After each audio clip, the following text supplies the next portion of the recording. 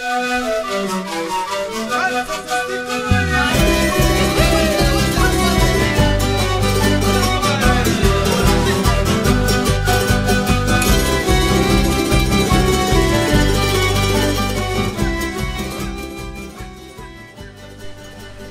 June of 2005, we went to Peru.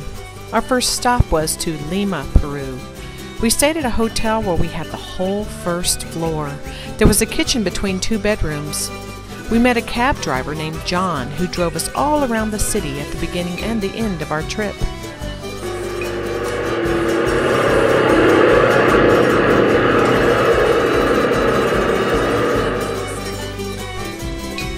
When we got to Cusco, we all got altitude sickness. The altitude was about 9,000 feet.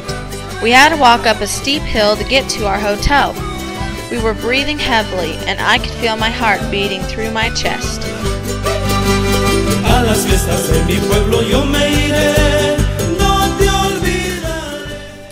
As we walked along the narrow streets to our rooms, we met the beautiful native Peruvians in their native costumes, with babies in tow, and llamas and alpaca at their side. We knew that they liked tips, so we carried around dollar bills to give them for posing. The rooftops were made of terracotta tile and looked striking. When we got to our room, we had a beautiful garden right outside our patio, and inside there were 3 twin beds. Can you believe it? All lined up for us kids. The drink of Peru was Inca Cola. We drink it every day. It tastes like bubblegum. We loved our hotel. It had so many flowers. They were beautiful. These are some of the children who sold finger puppets.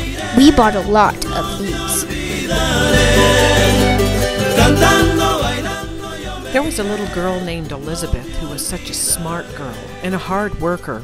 She would wash clothes during the morning and sell her mother's dolls in the afternoon. Then she would attend school at night.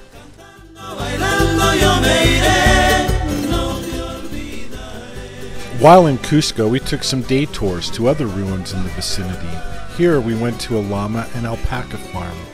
We went to an even higher altitude than the city of Cusco was, and found that we were short of breath and a little lightheaded. When we stopped for lunch, we found a little restaurant that prepared smoked guinea pigs. But we decided on the fish, even though it included heads, eyeballs, and tails.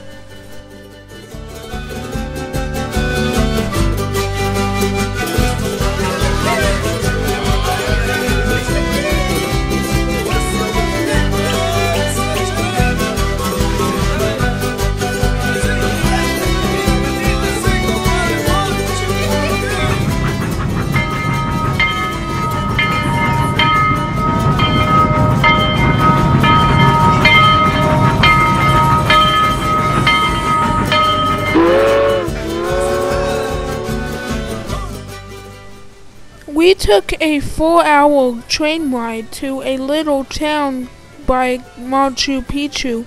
We stayed in a hotel that reminded me of a treehouse. We had to climb up these stairs, and there were all 3 little beds again. Mom and Dad got their own rooms this time.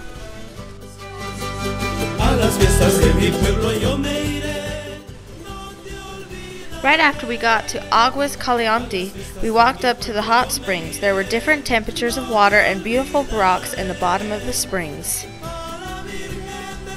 Every morning we got an American breakfast with eggs and jam. On the morning of our hike, we met Vladimir from Russia. He had been traveling for 8 years with no shoes.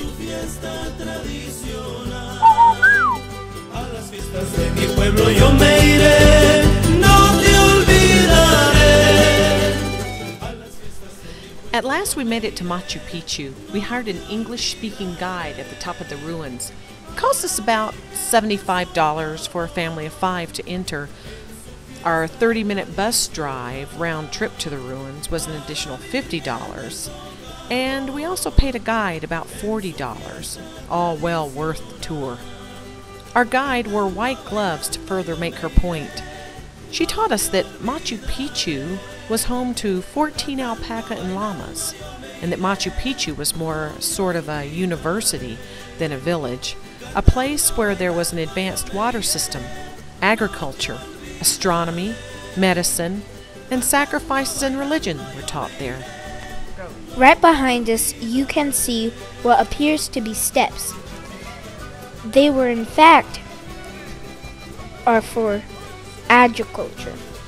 The Incas grew corn, I mean big kernels of corn, as big as your teeth.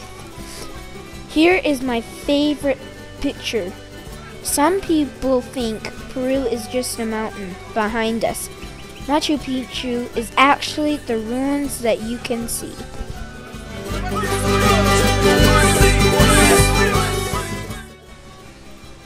We were in Peru in June, which is actually the beginning of winter there, but the days got plenty warm in the heat of the day. Right here, the mountains behind us are called the Happy Mountains.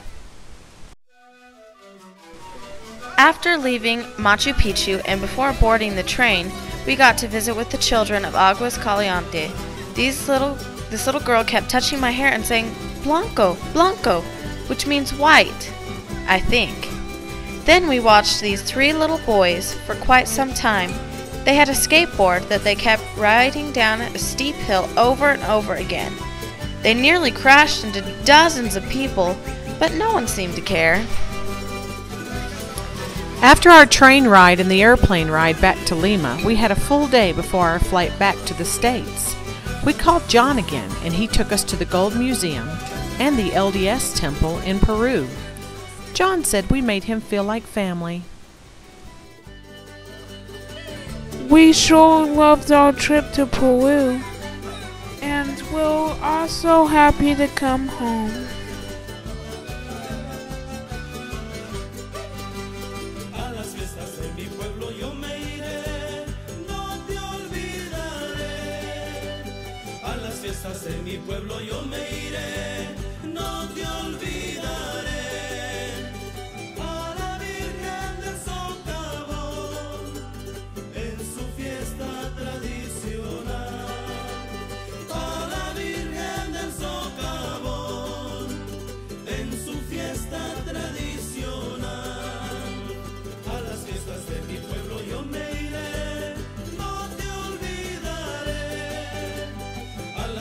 De mi pueblo yo me iré, no te olvidaré.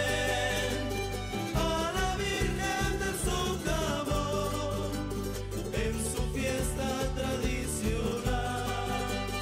A la Virgen del Socavón, en su fiesta tradicional. Cantando, bailando yo me iré, no te olvidaré. Cantando